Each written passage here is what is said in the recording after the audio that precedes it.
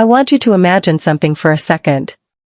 Imagine cradling a baby in your arms, so small, so fragile, their tiny fingers wrapping around yours. Now imagine putting that baby down, walking out the hospital doors, and leaving them behind, forever. No goodbye. No second glance. Just, gone. That's what I did. To this day, I still remember the sound of the hospital doors closing behind me, as if it was sealing away my life as a mother. As a wife. As someone who deserved to be loved. And if you're thinking, how could anyone do something so cold, so heartless? Trust me, I've asked myself the same question a million times over. This is the story of how I destroyed everything I ever loved. How I betrayed the man who gave me his heart and the children who depended on me, and for what? A fleeting fantasy? A lie I told myself to avoid the truth? Let's rewind to 1998. I was 24 years old, married to my college sweetheart. I'll call him Tom. He was the kind of man every girl dreams of marrying, steady, kind, loyal. He loved me in ways I didn't even think I deserved. We had a beautiful little girl, Emily, who had Tom's bright blue eyes and a giggle that could light up the darkest room. And we had another baby on the way, a boy. To everyone else, we were the picture-perfect family. The kind of family you see on holiday cards or in those cheesy sitcoms with the laugh tracks. But here's the thing about perfect lives. Sometimes, they're just masks. And underneath that mask, I was suffocating. There was this emptiness inside me. A nagging feeling that something was missing. At first, I blamed the stress of motherhood. Then I blamed Tom.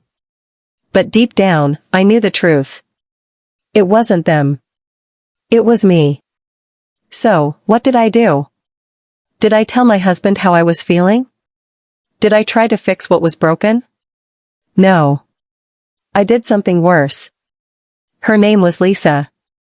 She wasn't just beautiful, she was magnetic. She had this way of looking at me, like she could see every part of me I was too scared to show the world. She made me feel alive. Seen. Wanted. Desired. Call it whatever you want. At first, it was innocent. Or at least, that's what I told myself. Lunches that stretched into long afternoons. Texts that made my heart race in ways I hadn't felt in years. I told myself it was harmless. That it didn't mean anything. But the truth? I was lying to myself.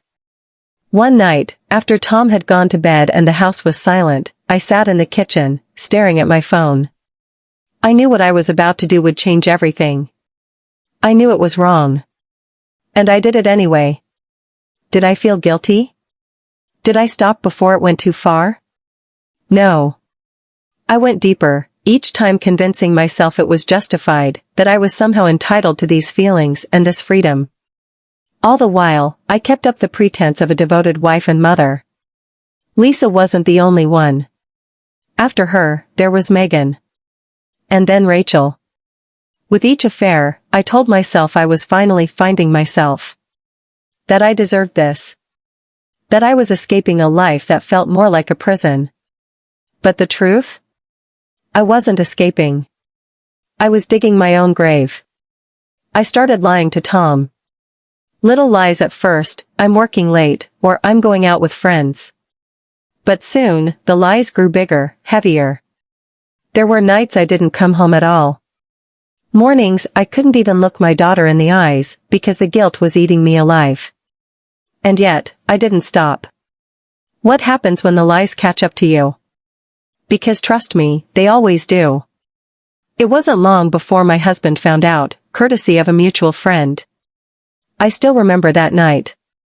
His face, a mixture of heartbreak and fury as he confronted me. It was a Saturday. We were sitting on the couch, watching some mindless TV show, when he turned to me and said, "We need to talk." My heart stopped.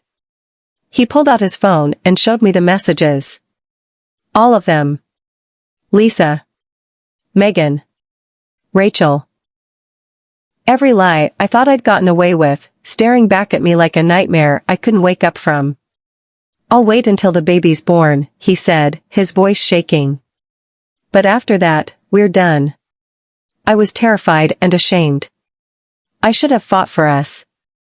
I should have begged for forgiveness or even apologize. But my guilt and my shame quickly turned to anger, directed toward the very people I should have loved the most. I got angry. Angry at him for not understanding. Angry at my daughter for needing me. Angry at the unborn baby growing inside me because I felt like I was being suffocated. That they were holding me back from the life I wanted. And then the day came. The day I gave birth. You'd think holding your newborn child would change everything, wouldn't you? That it would snap you out of whatever selfish haze you're living in. But for me? It didn't. When my son was born in September, I held him in my arms, waiting for that wave of love to crash over me. But it never came. I didn't feel the overwhelming love I had felt with my daughter. Instead, I felt resentment, a deep, unshakable resentment. All I felt was this cold, heavy emptiness. And then, I did the unthinkable. I left him. I abandoned my 2-day-old son at the hospital, leaving my daughter and husband behind as well. I didn't even give him a name. I convinced myself that by walking away, I was freeing myself. I told myself they'd be better off without me. That Tom would find someone else. That my children would grow up happier without a mother who didn't know how to love them the way they deserved. So, I walked out of that hospital. And never looked back. I told myself I was setting them free. But really, I was just running, from my mistakes, my shame, and the person I'd become. What I really did was destroy my family. What happens to someone who runs from their own family? Who walks away from everything good in their life? Let me tell you. At first, I thought I'd finally found the freedom I'd been searching for. No responsibilities. No guilt. Just me, living my truth. But freedom? It came with a price. The women I left my family for? None of them stayed. None of them filled the emptiness inside me. And every night, as I lay alone in whatever cheap apartment or motel I was staying in, I felt the crushing weight of what I'd done. But pride kept me from reaching out, from asking for forgiveness, or even closure. I told myself they were better off without me. But as the years passed, I couldn't shake the emptiness I felt. About 7 months ago, fate brought me face to face with my past. While I was working a job cleaning tables at a dinner, I saw him, my ex-husband. He was older, of course, but he looked happy. He's remarried, and I later learned that his new wife had raised my children as her own. I wanted so badly to ask him about them, to hear about their lives, their dreams, their successes. But when I finally worked up the courage, he shut me down. He left, not in anger, but with a quiet sense of finality that broke me all over again. Desperate for answers, I reached out to my sister, who still had contact with my children. She told me they were grown, happy, and married. Hearing that should have brought me peace, but instead, it filled me with a yearning I couldn't ignore. I wanted to know them. I needed to hear their voices. I thought, maybe, just maybe, they might want closure, or at least a conversation with the woman who brought them into the world and then left them behind. I still remember the day I decided to reach out to Emily. I don't know what I expected, a chance to talk, maybe. It was a gray, rainy afternoon, one of those days where the sky feels like it's pressing down on you, heavy and suffocating. I sat on the edge of my bed in a dingy apartment, staring at my phone for what felt like hours. Her number was saved, even after all these months. I'd never deleted it, even though I told myself I should. But I couldn't forget the little girl who used to laugh when I tickled her, who used to crawl into my lap when she was scared of the dark. I told myself, maybe she's ready to hear me out. Maybe, just maybe, she'll forgive me. I dialed the number. Each ring felt like a hammer pounding against my chest. By the 5th ring, I thought it would go to voicemail, but then, hello? Her voice. It was older, sharper, more guarded. But it was her. My little girl, now a woman. Emily, my voice cracked as her name left my lips. I hadn't said her name out loud in years, and it felt foreign, like I didn't deserve to say it. There was silence on the other end. And then, what do you want? Her tone was cold, clipped. Not the warmth I'd once known. I stammered, trying to find the words. I just wanted to talk. To see how you're doing. I know I don't deserve it, but, she cut me off. Deserve it? You don't even deserve to know if I'm alive. Her words hit me like a punch to the gut. My breath caught in my throat, and for a moment, I couldn't speak. Emily, please. I know I made mistakes. I know I hurt you. But I want to make it right. You want to make it right, she snapped. You think you can fix this? Do you have any idea what it was like growing up without you? Watching Dad cry at night because he didn't know how to tell us why Mom wasn't coming home? Do you have any idea what that did to me? To us? Her voice cracked, and I could hear the anger, the pain, the years of hurt she'd bottled up. Her pent-up emotions were so thick. I don't know what to say, I whispered. Of course, you don't. You never did, she said, her voice shaking. You were supposed to be my mother. You were supposed to love me. But you walked away. You chose to leave. I tried to explain, to tell her how lost I'd been, how I thought I was doing what was best for them. But every word felt like a pathetic excuse, and I could hear the disbelief in her silence. You know what the worst part is, she said finally. I used to wait for you. For years, I waited. I had waited years to hear her voice, to say the words that had been buried in my chest, like hot coals. I thought I'd be relieved just to finally talk to her, to tell her I was sorry. But instead, I felt hollow. Because what do you do when you realize that no matter how sorry you are, no matter how much pain you've carried, the damage you've done can't be undone? That the person you love most in the world no longer loves you back? I sat there for what must have been hours, replaying every word she said. I used to wait for you. You don't deserve to know if I'm alive. You're not my mother. Each phrase felt like a knife twisting in my gut. And the worst part was, she was right. I didn't deserve her forgiveness. For years, I told myself this story. That I left, because it was better for them. That I was too broken, too flawed, too much of a mess to be a good mother. I convinced myself that walking away was an act of love, that they'd be better off without me. But the truth? The ugly, shameful truth? I left because I was scared. Scared of failing. Scared of responsibility. Scared of looking in the mirror every day and seeing someone who didn't feel good enough. So I ran. And in doing so, I became exactly what I was afraid of. A failure. But it wasn't over. I still had one more call to make. My son. My baby boy. I took a deep breath and dialed the number. This time, there was no hesitation. No waiting for the courage to bubble up. Because after Emily, I knew I couldn't delay. If this was going to hurt, I needed to rip the bandage off. The phone rang twice before he picked up. Hello? His voice was deeper than I pictured. Stronger. He sounded grown. Like a man. And that realization hit me like a freight train. My baby boy wasn't a baby anymore. I had missed everything, his first steps, his first words, his first day of school, his first heartbreak. All of it. I cleared my throat, trying to steady my voice. It's me, I said. It's your mom. There was a long pause. My mom, he said, his voice dripping with disbelief. I don't think I have one of those. The words were like a slap across the face. Please, I said, my voice trembling. I know I've been gone for a long time. And I know I don't deserve your forgiveness. But I need to talk to you. Another pause. And then he laughed. Not a warm laugh. Not the kind of laugh you share over old memories. It was cold. Bitter. You need to talk to me, he said. That's funny.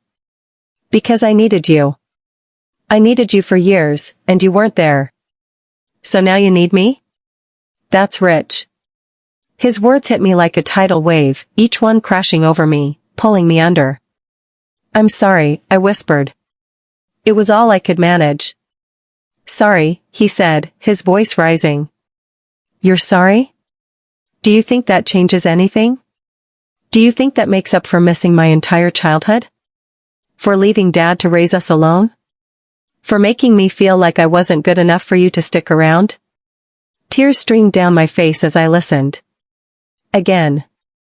You don't understand, I said, my voice breaking. I thought I was doing the right thing. I thought, don't, he interrupted. Don't try to justify it.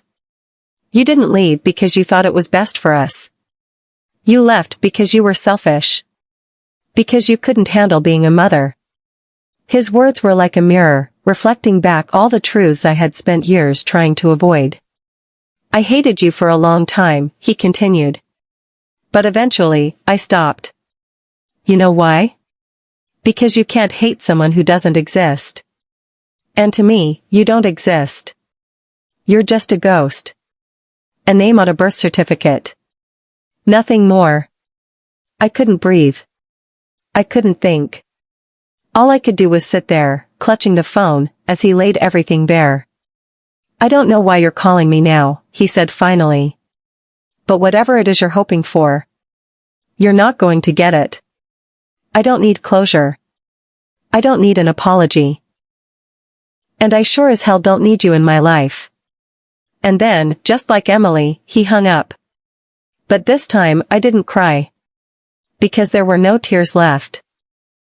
When he hung up, the silence in the room felt heavier than ever before. It wasn't the kind of silence that brings peace or clarity. It was suffocating, like being buried alive under the weight of your own failures. I stared at the phone in my trembling hand. The screen had gone dark, but it still felt warm from the call. My son's words echoed in my mind, each one stabbing deeper than the last. You're a ghost. You don't exist. I don't need you in my life. I wanted to scream, to cry, to throw something against the wall. But all I could do was sit there, frozen. My body felt heavy, as if every ounce of energy had been drained from me. It wasn't just the pain of his rejection, it was the realization that he was right. For years, I had convinced myself that one day, I'd swoop back into their lives, and everything would be okay. I thought they'd be waiting, arms open, ready to forgive me once I explained my reasons. But life doesn't work like that. People don't wait forever. The days that followed were a blur. I stopped eating. Every bite felt like a rock in my stomach. Sleep was impossible. Every time I closed my eyes, I saw his face, not as the man he had become, but as the little boy I left behind. I saw his chubby cheeks, his toothless smile, the way his tiny hand used to cling to mine like I was his whole world. And I had been his whole world. Until I chose to leave. I thought about all the milestones I missed. His first day of school. His first soccer game. His first heartbreak.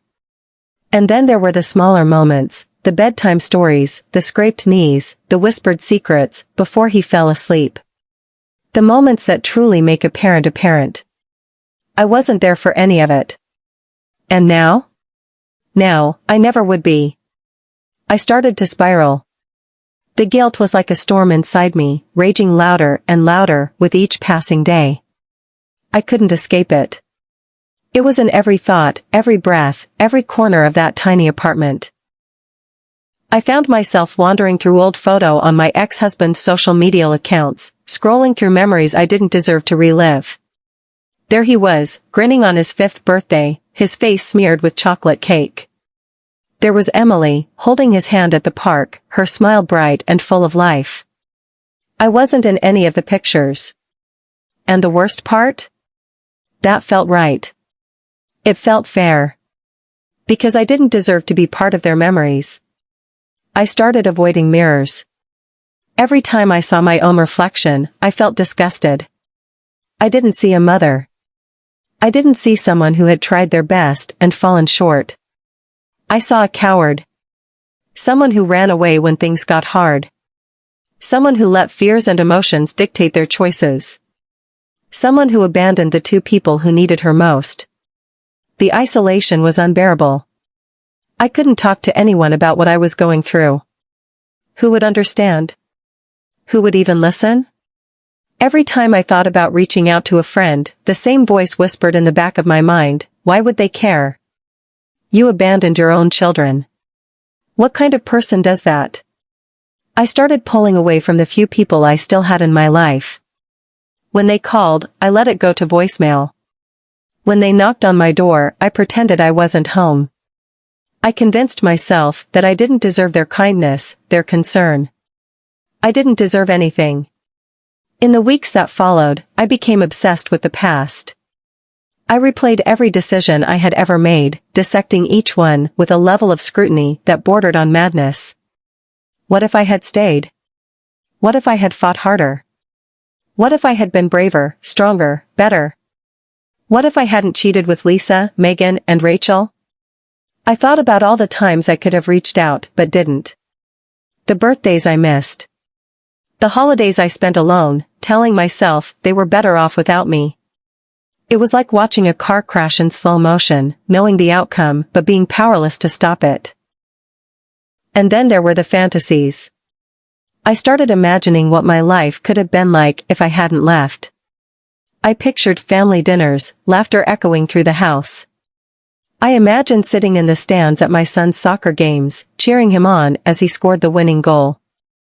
But every fantasy ended the same way, with the crushing realization that it was all just a dream.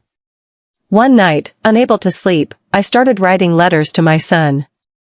I poured my heart onto the page, telling him everything I had wanted to say during that phone call, but couldn't. I told him about my fears, my regrets, my shame. I told him how much I loved him, how proud I was of the man he had become. I wrote and wrote until my hand ached, the ink smudged from my tears. But I never sent the letters. They sat in a drawer, gathering dust, a testament to my failure. One morning, as the sun peeked through the curtains, I found myself sitting on the floor of my apartment, surrounded by those unsent letters.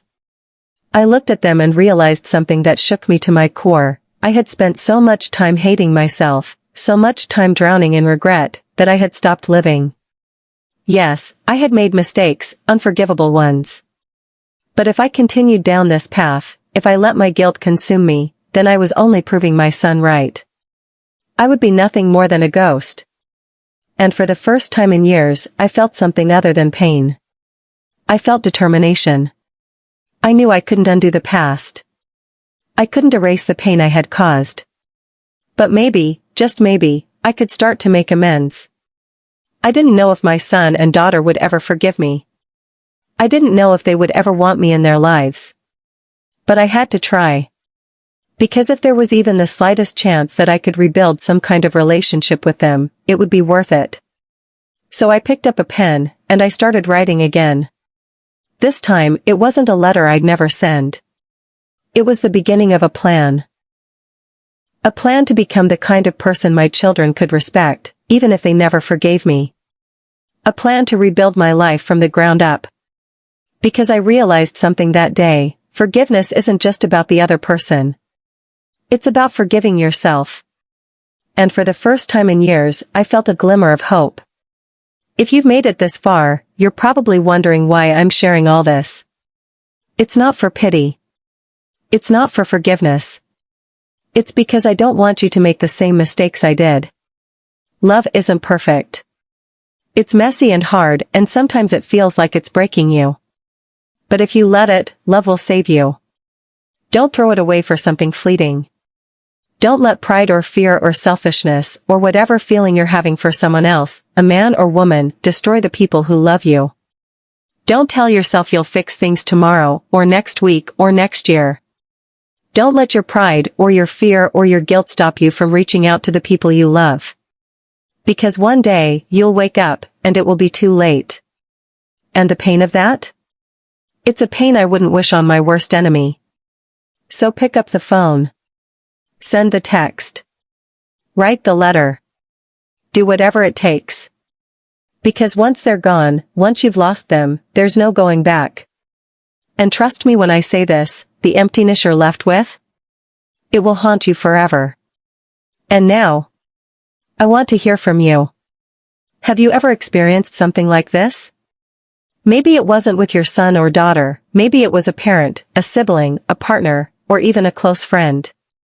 Someone you've hurt, or someone who's hurt you. What would you say to them if you had one more chance? Leave a comment below and share your story. I read every single comment because this isn't just a video, it's a conversation. And your story? It might inspire someone else who's going through the exact same thing. Also, if this video hit home for you, if it made you think or feel something, do me a favor. Hit that subscribe button and turn on the notification bell. Why? Because we're just getting started. Together, we're diving into stories, lessons, and truths that are raw, real, and life-changing. And I promise you, there's more to come that you won't want to miss. Lastly, thank you. Thank you for watching all the way to the end, for letting me share this story with you, and for being here. It means more than you know. Take care of yourself, and I'll see you in the next one.